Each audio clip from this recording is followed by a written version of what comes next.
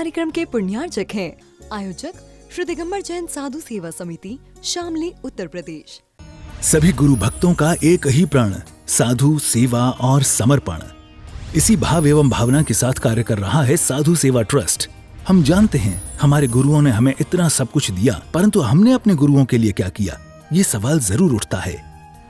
देश के कई ऐसे प्रांत हैं जहां पर दिगंबर मुनियों को विहार करने में बहुत कठिनाई आती है। चौके वाले न मिलने पर विहार के दौरान आहार की व्यवस्था भी नहीं बन पाती। कई गांव व शहर आज भी ऐसे हैं जहां साधु संतों के चातुर्मास नहीं हुए हैं। इन सब को देखते हुए श्री साधु सेवा ट्रस्ट का उदय हुआ, जिससे दिगंबर मुनियों के आहार, विहार, प्रवास आदि की व्यवस्था को सुचारू रूप से बनाया जा सके, जिसके माध्यम से हमारा समाज, धर्म, संस्कृति सब सुरक्षित रह सकते हैं। क्यों न हम भी अपनी चंचला लक्ष्मी का सदुपयोग करें एवं अपने सच्चे गुरुओं की रक्षार्थ हेतु आगे आएं।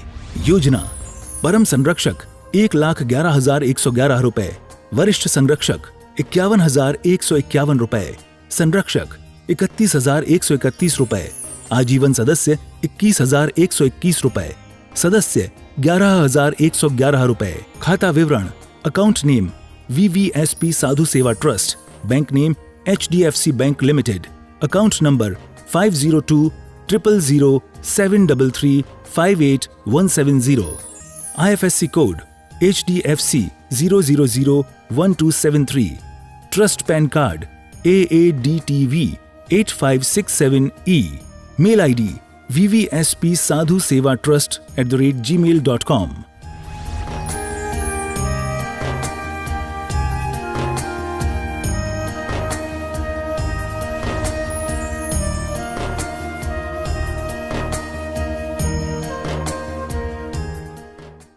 आत्म कल्याण के इच्छुक सभी उपस्थित धर्म प्रेमी पुण्यात्मा एवं महानुभाव, जब हम अच्छी संगति करते हैं, गृहस्थ जीवन में दुनिया भर की क्रियाएं होती हैं और एक दिन में पता नहीं कितने लोगों के साथ हमारा उठना बैठना होता है, कितने हमारे अच्छे बुरे आचार विचार बनते होंगे।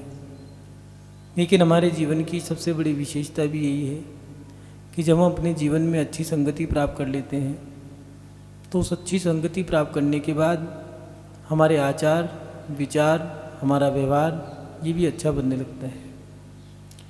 और जब ये सब चीज़ें अच्छी होने लगती है तो हमारे मन में एक सवाल खड़ा होता है कि हम अपने पुण्य और पाप की क्रियाओं को कैसे जानें, क्योंकि अच्छी संगति के माध्यम से हमारे विचार भी अच्छे बनेंगे और उसके साथ साथ जब हमारे आचार अच्छे होंगे, विचार अच्छे होंगे तो हमारा व्यवहार भी अच्छा होगा। संगति अच्छी होनी जरूरी है। संगति कैसी है? दुष्ट की है, धर्मात्मा की है, धर्मात्मा की है, परमात्मा की है, किसकी संगति हम प्राप्त कर रहे हैं, इस पर ज़रा विशेष ध्यान हमें देना चाहिए। क्योंकि संगति के माध्यम से ही हमारा आचार अच्छा होता है, विचार अच्छा होता है, व्यवहार अच्छा होता है। और जब हम ये सब चीज़ें करने लग जाते हैं, सब चीज़ अच्छी अच्छी होने लग जाती हैं, तो हमारे मन में ये भी आता है कि हम धर्म के क्षेत्र में आगे बढ़ें। धर्म के क्षेत्र में आगे बढ़ने पर सबसे पहला सवाल खड़ा होता है कि हम पाप की क्रियाओं से कैसे बचें, और फिर उसके बाद हम पूछते हैं कि पुण्य की क्रिया क्या है। इसी के बारे में आचार्य कुनकुन स्वामी जी ने 2 गाथाओं के माध्यम से हमारी जिज्ञासा का समाधान किया है और वो लिख रहे हैं। एक बार उनकी गाथा को देख लेते हैं, वो क्या कह रहे हैं। पव्वारंभम विनत्ति पुन्नारंभे पौत्ति करणम्पि नाणम धम्मझाणम जिणभणिदे सवजीवाणम शुद्ध नाणभासम जोना कुणदी सम्मम न होदी तब यरणम कुवंतो मूढ़गदी संसार सुहानुरत्तोसो। यहाँ आचार्य कुनकुन स्वामी जी लिख रहे हैं, पापारंभ निवत्ति, पाप आरंभ मानो पाप आदि जो क्रियाएं हैं, हिंसा आदि की जो क्रियाएं हैं, उनसे निवृत्ति, पुण्य आरंभ प्रवृत्ति, पुण्य कार्यों में प्रवृत्ति का कारण ज्ञान ही है। धम्म झाणम नाणम धम्म झाणम जिन भणिदे सब जीवनम, इसीलिए ज्ञान को ही सब जीवों के लिए जिनेंद्र देव ने धर्म कहा है। पाप से निवृत्ति, पुण्य में प्रवृत्ति करना, ये भी हमें ज्ञान के माध्यम से पता लगेगा। ये आचार्य कुंदकुंज स्वामी जी का हमारे ऊपर उपकार है कि एक ही बात को कितनी सरल तरीके से कितनी बार कह रहे हैं। अगर देखा जाए तो रत्नाकरण, ये रैणसार ग्रंथ में आचार्य कुंदकुंज स्वामी जी की 168 गाथाएँ हैं। जरूरी नहीं था 168 गाथा लिखें, वो चाहते तो 108 गाथा या 111 गाथा या 101 गाथा, इन गाथाओं के माध्यम से भी वो समाप्त कर सकते थे। वो चाहते तो 100 गाथा ही लिख सकते थे, और भी कम लिख सकते थे, लेकिन एक एक विषय पे 5-5, 10-10 गाथाएँ दी हैं। ज्ञान के विषय में कितना महत्व दे रहे हैं कि ज्ञान का हमारे जीवन में कितना महत्व है। अगर पाप से बचना है, पाप क्रियाओं से निवृत्ति, माने हिंसा आदि जो क्रियाएं हैं कौन कौन सी, हमें यही नहीं पता हिंसा आदि क्रिया क्या है। 5 पाप जो दिए हैं, हिंसा, झूठ, चोरी, कुशिल, परिग्रह, ये 5 पाप की क्रिया है। उनसे बचने के लिए भी हमें ज्ञान की आवश्यकता पड़ेगी। हम कैसे पाप से बचें हम नहीं जानते। 5 पापों में 2 पाप बहुत बड़े हैं। पाप तो 5 ही हैं, लेकिन 2 पाप में से 1 पाप भी त्याग कर दो आजीवन का, तो आपके 4 पाप बच जाएंगे। कौन सा? लोग कहते हैं हिंसा का त्याग कर दो, लेकिन वर्णी जी कहा करते थे आजीवन पहले परिग्रह का त्याग करो। उन्होंने कहा हिंसा का, कहने लगे हिंसा का मत करो, परिग्रह का त्याग कर दो।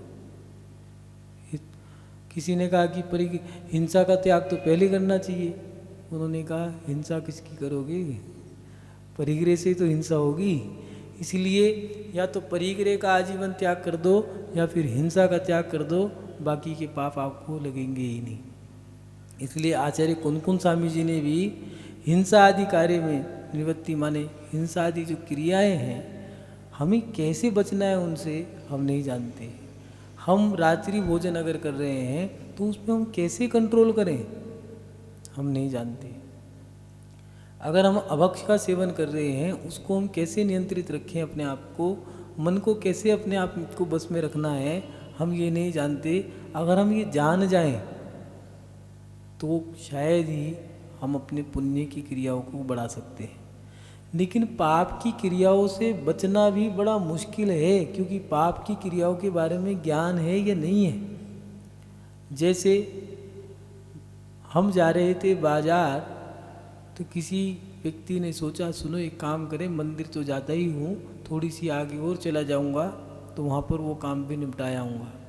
2 काम एक साथ हो गए, पाप कम हुआ या ज़्यादा हुआ। कैसे हमें पाप घटाने की क्रियाएं दे दी है।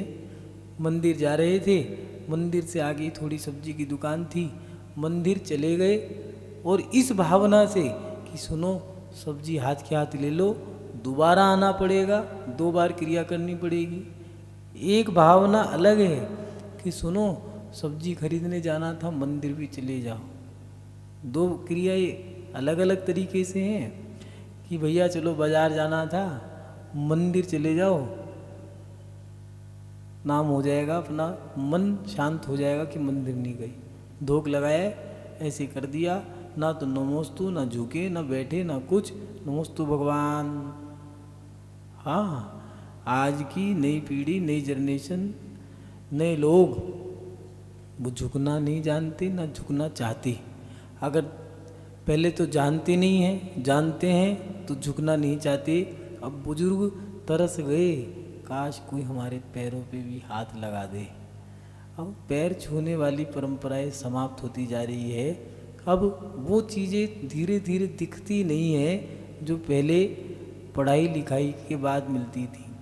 पहले कोई बेटी पढ़ी हुई होती थी तो कह दिया करते थे हमारी बेटी पढ़ी है।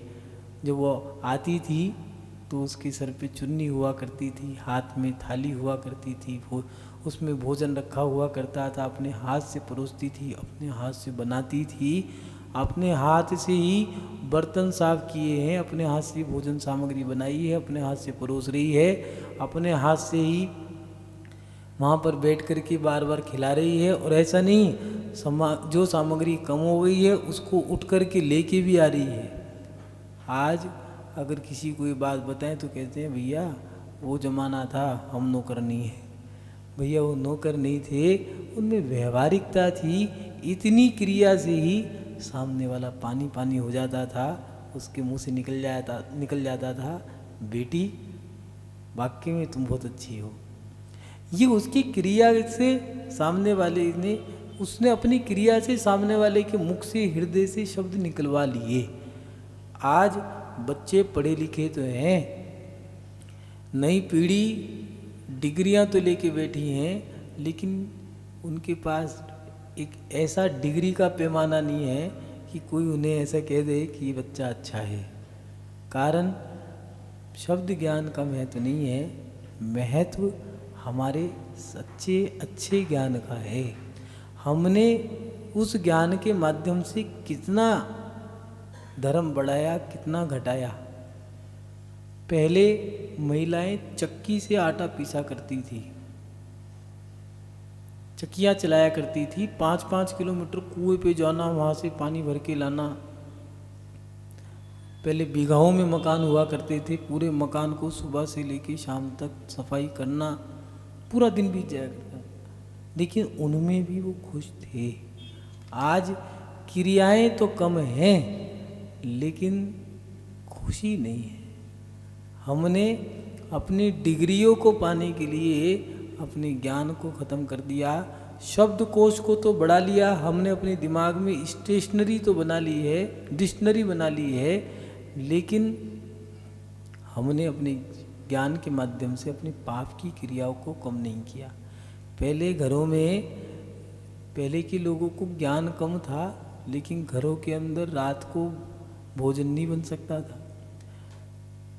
चूल्हा बंद हो जाया करता था, वो बंद होने के बाद साफ हो जाया करता था कि ऐसा नहीं कोई दूसरा इसके ऊपर कुछ रख के बना ले।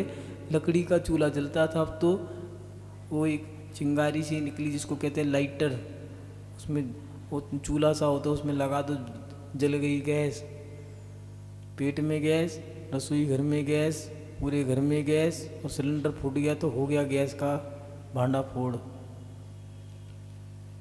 फैल गई गैस, गैस ही गैस। पहले तो ये हुआ करता था, चूल्हा है, चूल्हा लकड़ी ख़त्म कर दी, राख रह गई है, उसको भी ढक दिया है। मतलब अगर किसी को भूख भी लगे तो भैया चूल्हा बंद है, मांगेगा ही नहीं अपने मुंह से। और उसके साथ साथ अगर चूल्हा जल गया तो फिर तो घर के बुजुर्ग छोड़ते नहीं थे, परंपराएं थी। ज्ञान कम था, लेकिन कुलाचार का पालन करना पूरा था। कुलाचार माने आचार्य जिनसेन स्वामी जी ने इसको कुलाचार कहा है। रात्रि भोजन, अभक्ष का त्याग और सत्यवसन का त्याग, अष्टमूल का पालन, ये हमारी कुलाचार परंपरा है आदिनाथ भगवान से लेकर के अब तक की। उस कुलाचार का पालन करा करते थे कि रात्रि भोजन करना पाप है, अभक्ष का सेवन करना पाप है। धर्म का काम यही था। और आज हमने ये सब चीज़ें ख़त्म कर दी। कारण हम पाप की क्रिया को ही नहीं जानते हैं, पुण्य की क्रिया को कैसे बढ़ाएं हम यही नहीं जानते।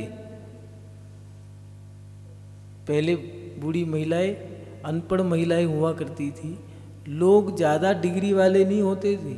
केसर के कुछ दाने ले जा कर के एक व्यक्ति से कह दिया, भैया ये दाने हैं, इनको मैंने घिस कर के केसर बना दी है, आप भगवान को जब विराजमान करोगे अभिषेक के लिए, उसके नीचे श्री बनता है, उस श्री को मेरी इस केसर से लगा देना, बना देना।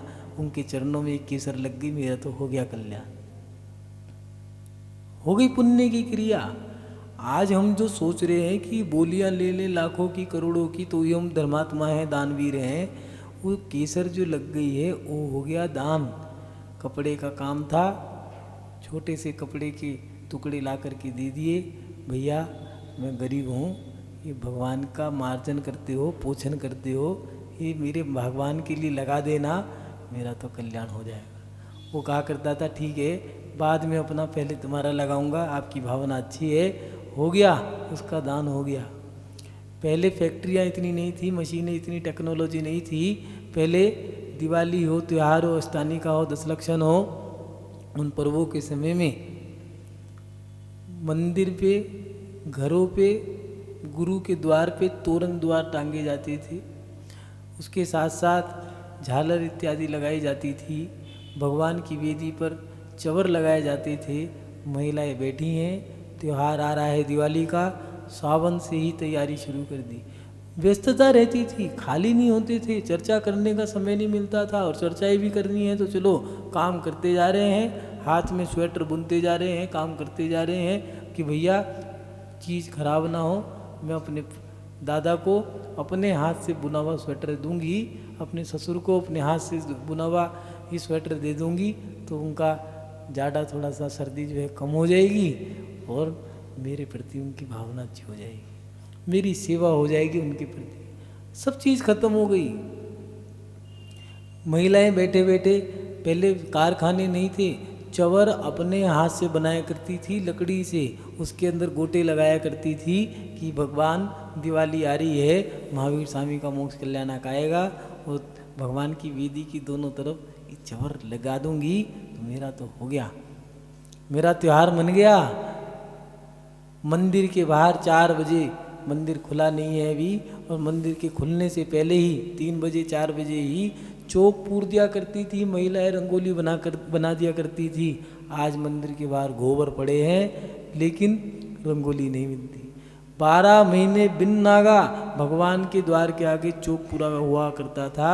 मंदिर तो बना लिया लेकिन मंदिर की शुश्रूषा सेवा भी हुई या नहीं हुई? क्या मंदिर पैसा इकट्ठा करने के लिए बनाया था या फिर मान सम्मान के लिए बनाया था, या फिर 2 ग्रुप थे, गुटबाजी थी कि भैया तेरे मंदिर में नहीं आना, हम अपना खड़ा करेंगे, इसलिए मंदिर बनाया था?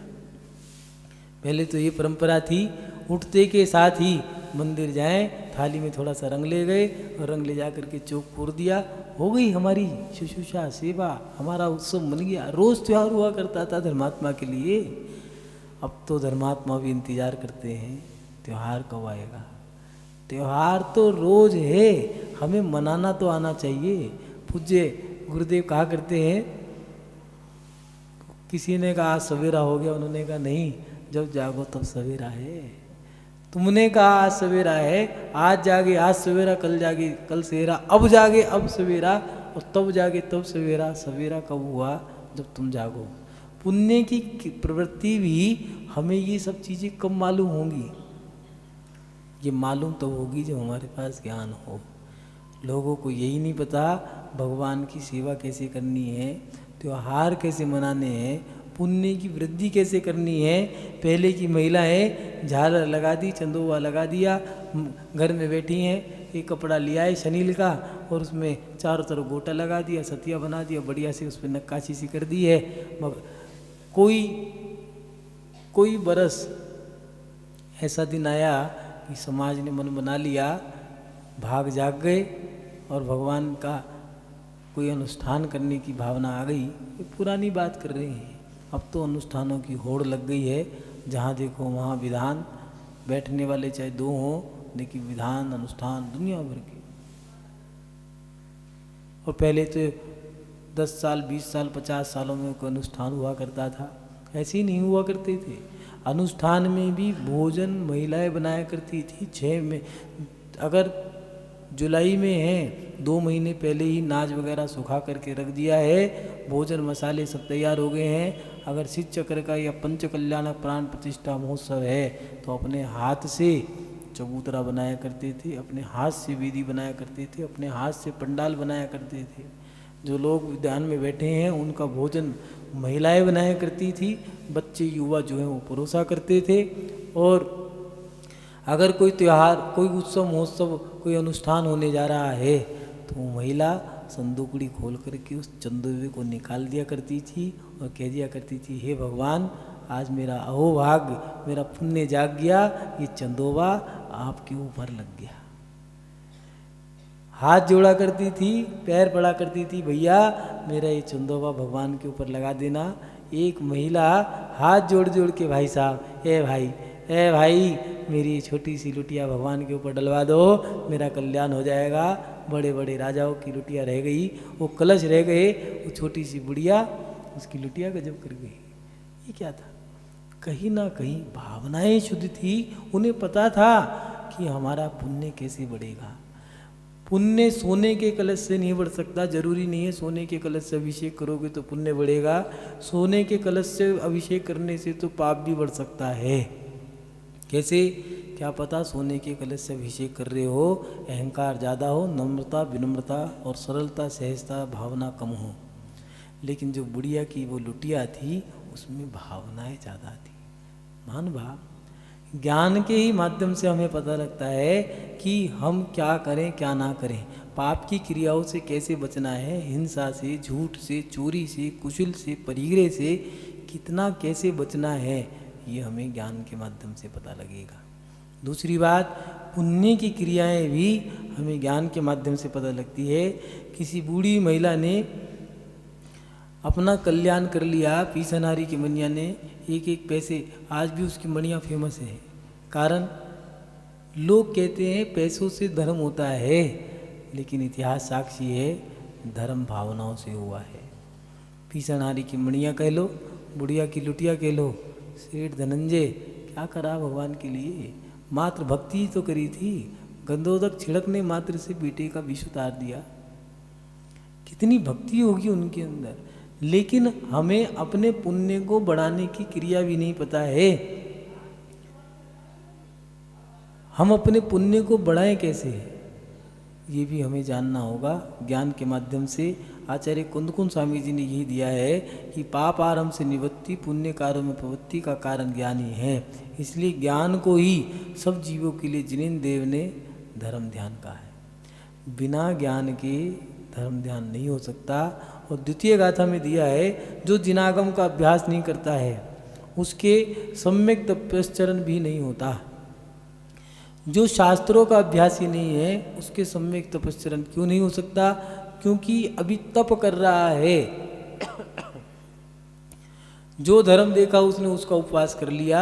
शनिवार को कहीं चला गया, मंगलवार को कहीं चला गया, कहीं भैरव बाबा पे गया, कभी कहीं चला गया, कहीं चला गया। उसे यही नहीं पता था धर्म है क्या। कई बच्चे ऐसे होते हैं, कई जन, कहीं एक नहीं लाखों की करोड़ों की तादाद में है, ऐसे किया हो गया काम। क्या ये क्या हुआ? उसी ने भैया हमने तो धर्म कर लिया। भगवान की ठोकर लग गई, भगवान जमीन पे गिर गए, मूर्ति खंडित हो गई। भैया ऐसे कर लिया, हो गया काम। वो कह रहे अरे भैया 2 लाख की मूर्ति थी, खंडित कर दी तूने। हाँ भैया सॉरी, ज़्यादा हो तो सारी और कह गए। सारी तो ठीक से बोल देता। अरे भैया उसका प्रायश्चित लो, आपने जो किया है, किसी की भावनाओं को ठेस पहुँचाया है, किसी का दिल तोड़ दिया है, किसी का दिल दुखा दिया है, आप उसका प्रायश्चित लो। ग्रंथ के अंदर प्रायश्चित की व्यवस्थाएं दी है। श्रावक की आचार संहिता में प्रायश्चित का उल्लेख किया गया है। प्रायश्चित ग्रंथ में प्रायश्चित की भूमिका दी गई है, प्रायश्चित की संहिताएं हैं। हमने जो गलती कर दी है उसका प्रायश्चित हमें लेना पड़ेगा। उसके माध्यम से हम अपने पाप को घटा सकते हैं। हम अपने जीवन में तपश्चरण जो कर रहे हैं वो सही मायने में सही कर रहे हैं या गलत कर रहे हैं, इसका ज्ञान कौन देखेगा? इसका विवेक किसके पास है? पता नहीं कितने लोग ऐसे हैं जो धर्म करते हैं, लेकिन उनके मन में एक भावना होती है, हे भगवान काश कोई व्यक्ति ये देख ले कि हमारी चर्या क्रिया सही है या नहीं है, जो हम कर रहे हैं वो सही है या नहीं है। कोई नहीं सुनेगा, किसी को भी सुनाओ सुनता ही नहीं है, क्या करें? तो भैया तुम्हारी बात कोई नहीं सुनेगा। अगर तुम्हें जानना है तो शास्त्रों को खोलो, जिनवाणी में लिखा है वहाँ पढ़ते जाओ, करते जाओ। जैसे तुम सुनाना चाहते हो, पूरी दुनिया सुनाना ही तो चाहती है। समस्या इस बात की है कि सुनना नहीं चाहते। काश सुन लेते तो आज ये समस्या ना खड़ी होती। युवा पीढ़ी पढ़ लिए, लिख लिए, सब काम कर लिए, उनको ज़्यादा ज्ञान नहीं है, धर्म के क्षेत्र में ज़्यादा ज्ञान नहीं है, लेकिन समस्या ये है कि अगर उन्हें कोई टोक दे तो उन्हें बर्दाश्त नहीं है और वो जानते हैं कि हम गलत हैं। हमने अपने आप को शब्द ज्ञान से तो भर लिया, लेकिन धर्म का ज्ञान हमारे पास नहीं है। महानुभाव, ज्ञान के बिना हमारा त्याग सब व्यर्थ है।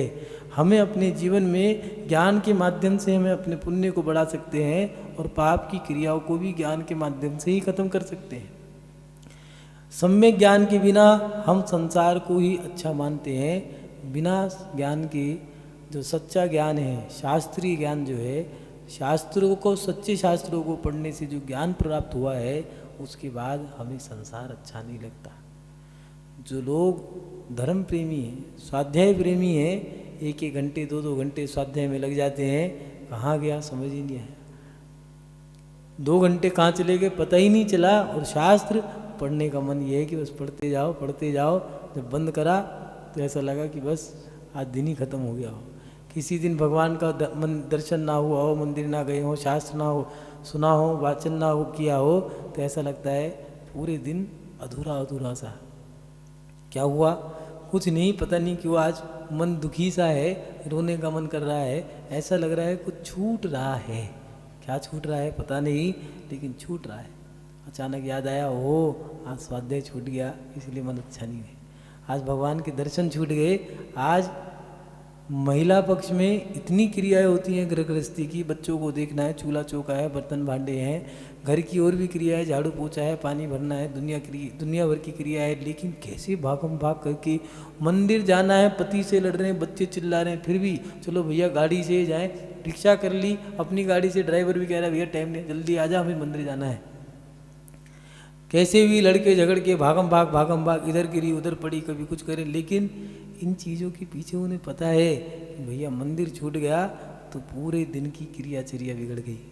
इसीलिए अपने जीवन में स्वाध्याय जो है हमारा धर्म और ज्ञान, हम अपना धर्म ना छोड़ें, उसके साथ साथ ज्ञान, सम्यक ज्ञान को जरूर प्राप्त करें। बिना ज्ञान के कितना भी कर लो अधूरा सा लगता है।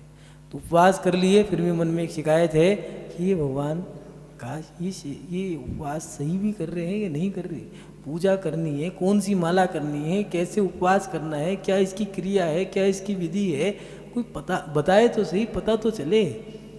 इसीलिए वो तब भी बेकार हो गया। इसलिए आचार्य कुनकुन स्वामी जी ने कहा, सम्यक उस ज्ञान के बिना, जो जिनागम का अभ्यास नहीं करता है, उस सम्यक ज्ञान के बिना तपस्चरण भी नहीं होता है, वो तपस्चरण भी व्यर्थ है। किसी बूढ़ी महिला ने अगर छोटी सी केसर भी दे दी है तो उसका पुण्य तो हो गया, लेकिन केसर का ज्ञान कहाँ से आया? चंदोवा या फिर झालर या जो चवर इत्यादि लगाई है वो लगा तो दिया, लेकिन ज्ञान भी तो मिलना चाहिए। हमें ये भी तो प्राप्त हो, ये भी तो हमें अध्ययन करना किया हो, हमने ये ज्ञान जानकारी हो कि भगवान के ऊपर क्या लगा सकते हैं। मात्र मुट्ठी भर चावल से ही काम नहीं चलता है। इस कार्यक्रम के पुण्यार्चक थे आयोजक श्री दिगंबर जैन साधु सेवा समिति, शामली, उत्तर प्रदेश।